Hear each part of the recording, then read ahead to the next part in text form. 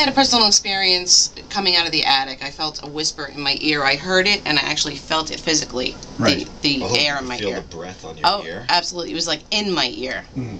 And that was a creepy attic. yeah, it was. Yeah, absolutely creepy attic. Now, the attic stairs, I don't know how this woman sleeps in there, it leads to the master bedroom.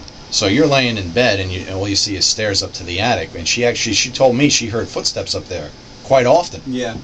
And maybe I should apologize for screaming in the attic, because it turned out to just be her cat.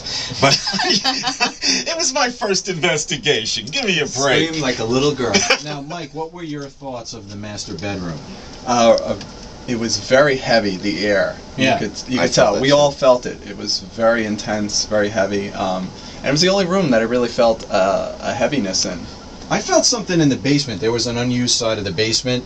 Yeah. And the atmosphere itself, we'll get to that in a little bit. And maybe a little bit in the living room, there was an uneasiness for me personally. Right.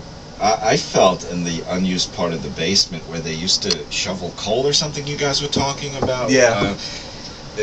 You want to tell them what you saw, Dave? Well, me and Mike both saw. Yeah.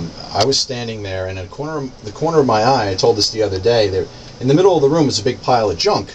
Across from that are 3 basement windows, and a little bit of light is coming in. Corner of my eye, it seemed to be a man standing up. Yes. I didn't want to say anything at first because I'm a newbie to the whole thing, but I couldn't resist, and I said something, and Mike, you confirmed that. Yeah, I thought my eyes were playing tricks on me, but I think definitely we both saw something. And I don't know if it would be. Can you describe what a shadow person is? Well, it's hard to say. It's just a black mass that kind of blacks out light. We don't know what they are, but many people report to see them. Now, you guys, I'm sorry to interrupt you, Mike, but didn't you guys say this black mass was appearing over the junk, almost like peering up at you and then ducking down? Yes, like it came up to look at us and then ducked back down. Now, it actually blocked the light from the basement window, and that's how I noticed it.